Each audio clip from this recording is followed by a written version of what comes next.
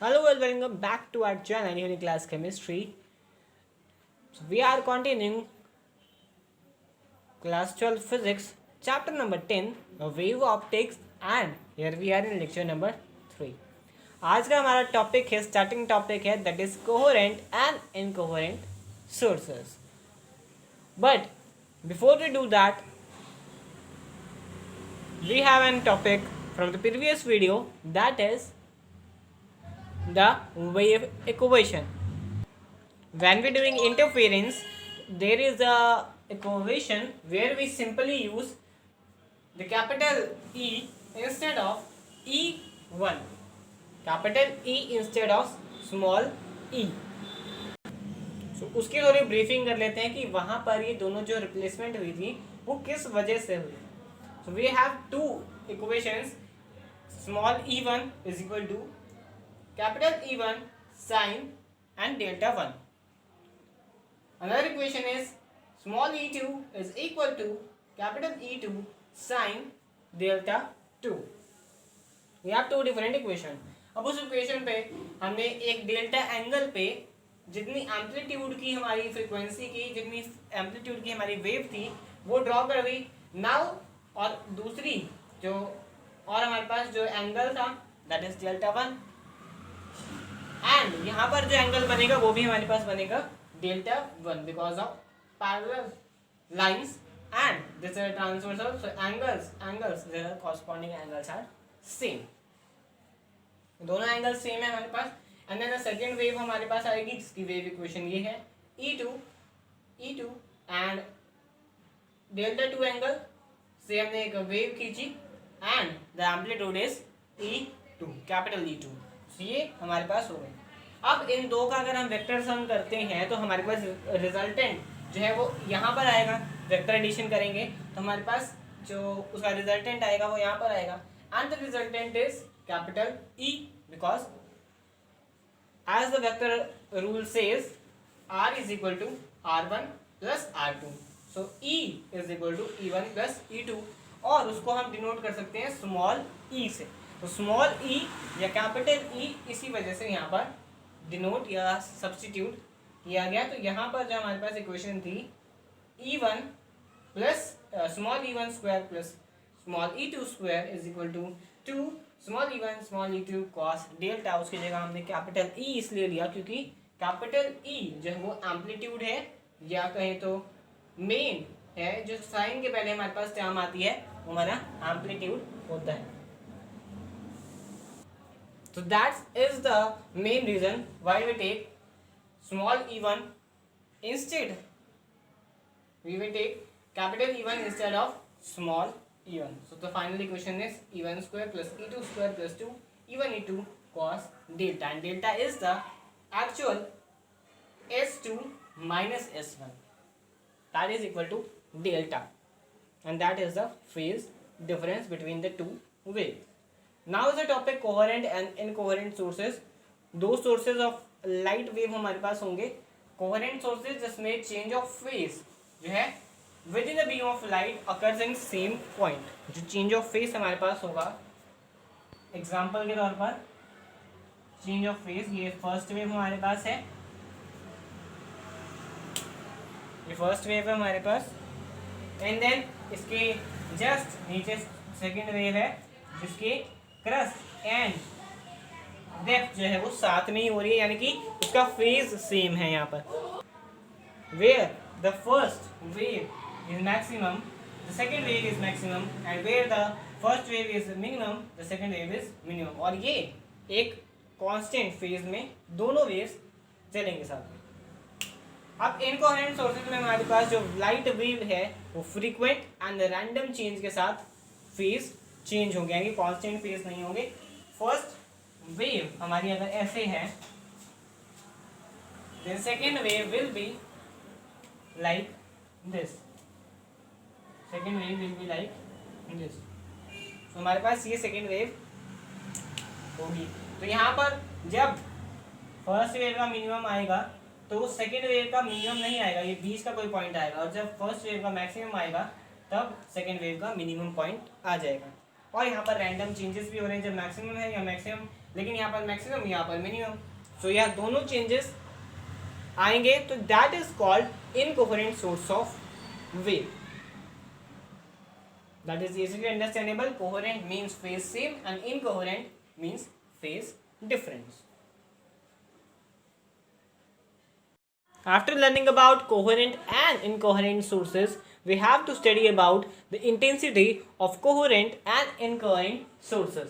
So coherent sources में हमारे पास जो ओमेगा 1 and ओमेगा 2 सेम होगा, k1 वेव वेक्टर सेम होगा, k1 k2 सेम होगा, और जो फेज है हमारे पास initial phase is equal to the final phase.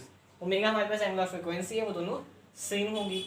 अब जो हमारे पास डेल्टा था, डेल्टा 1 और डेल्टा 2, डेल्टा जो है वो डेल्टा 2 माइनस डेल्टा 1 से बनता है, because the final angle minus initial angle, तो हमारे पास जो डेल्टा बनेगा। अब जो हमारे पास इसकी इक्वेशन बनती थी, डेल्टा की equation, that says that delta 2 और delta 1, as we say delta 1 is equal to omega 1 t minus k1 r1 and plus the phase. तो ये इक्वेशन बनती है, दोनों की इक्वेशन हमारे पास आ जाएगी। अब दोनों की इक्वेशन को अगर हम माइनस कर दें तो we got omega 2 minus omega 1, इसी के जैसे दूसरी इक्वेशन बन जाएगी, that is omega 2 t minus k2 r2 plus phi 2, और हमारे पास ये दोनों इक्वेशन बन जाएंगी। अब इन दोनों को माइनस करते हैं तो हमारे पास we got omega 2 minus omega 1 common t है, k2 r2 minus k1 r1 plus phi 2 minus final plus phi 2 minus phi 1। अब हमारे पास जो कोवेरेंट सोर्सेज में अगर ये दोनों सेम है, omega not angle of frequency omega 1 is equal to omega 2, so the omega 2 minus omega 1 is equal to 0। Omega 2 minus omega 1 is equal to 0, that is equal to 0 into t minus k2 r2 and minus k1 r1, and also the phases are same, phi 1 is equal to phi 2, so that plus 0। तो ये दोनों हमारे पास same हो जाएंगे, and we got only delta 2 minus delta 1, delta 2 minus delta 1 is equal to minus k r1 plus r2, r1 plus r2, r1 minus r2, r1 minus r2. So here we got, so in the formula of intensity उसमें cos delta 2 minus delta 1 है। अब इसका average लेना पड़ेगा हमारे लिए, average लेना जरूरी है, बिकॉज तो फाइनल हमारे पास इक्वेशन आएगी। तो कॉस का अगर हम एवरेज लें, कॉस और साइन के फंक्शन में अगर हम एवरेज लेते हैं तो हमारे पास तो कॉस में तो कोई चेंज आएगा नहीं। अब यहाँ पर माइनस साइन जो है, माइनस साइन को हम पॉजिटिव साइन भी ले सकते हैं कि cos minus x is equal to cos x, and here we equal to k is equal to r1, k into r1 माइनस r1 r2 minus r1, not r1 minus r2, that is r2 minus r1, r2 minus r1। तो यहाँ पर हमारे पास ये आ जाएगा। And we have another formula, average value लेनी है तो एफ टी एवरेज लेंगे उसकी, तो हमारे पास बनेगा 1/t integration of f t d t and from 0 to capital T. अब ये फॉर्मूला इसमें अप्लाई करें तो हमारे पास जो बनने वाला है उसको हम अभी देखते हैं। तो after applying the formula we get 1/t integration of cos k r2 minus r1 dt and from 0 to t is equal to, because cos k r2 minus r1 it's a constant term, so उसको हम बाहर निकाल देंगे, and we got cos k into R2 minus R1 upon T integration from 0 to T of dt. And the integration of dt from 0 to t is equal to t minus 0 और t से t cancel हो गया हमारे पास जो delta की value आ जाएगी delta is equal to delta 2 minus delta 1 is equal to cos k into r2 minus r1 again we have a problem r2 minus r1 r2 minus r1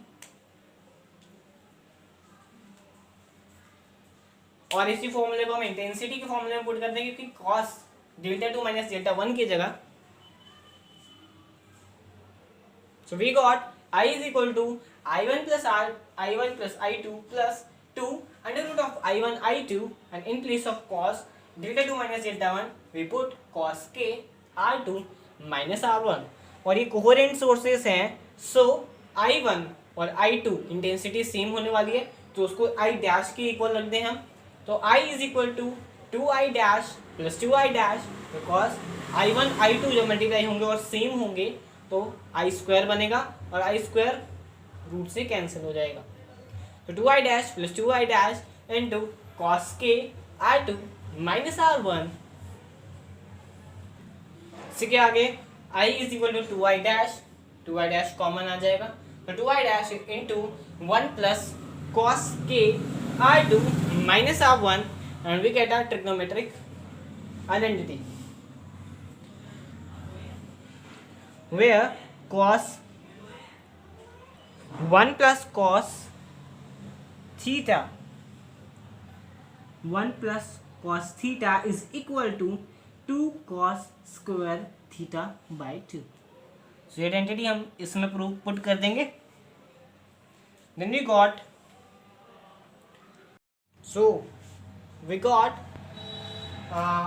identity apply करते हुए हमें ये मिलेगा 1 plus cos के into R2 minus R1 की जगह identity apply करेंगे cos की तो 1 plus cos theta is equal to 2 cos square theta upon 2 तो 2 cos square that is theta upon 2 2 and 2 gets multiplied and get I is equal to 4I dash and into cos square k R2 minus R1 upon 2 and ये peak value है I की intensity की peak value है तो इसको हम I is equal to I not cos square k R2 minus R1 upon 2 and I not is the peak value of the intensity of the wave. So ये पूरा intensity का formula यहाँ पर derive होगा कांस्टेंट टर्म है इसी वजह से इसको हम I नॉट से डिनोट करेंगे and that is equal to the peak value of I and that is the formula of intensity for coherent source. Intensity का फॉर्मूला है कोहेरेंट सोर्स के लिए अब नॉन कोहेरेंट सोर्सेज में omega 1 omega 2 intensity omega 1 omega 2 frequency same नहीं होगी wave vector k1 wave vector k2 are not same also the omega 2 and sorry not omega 2 is phi 2 minus phi 2 is not equal to phi 1 कुछ भी equal नहीं है then अगर उसकी average लेते हैं cos omega cos delta 2 minus cos delta 2 minus delta 1 average लेंगे because presence of omega and presence of phi that is phase difference both या पूरी टर्म जो है वो जीरो हो जाएगी एंड पूरी टर्म जीरो हो जाएगी cos delta 2 minus delta 1 is whole is equal to zero so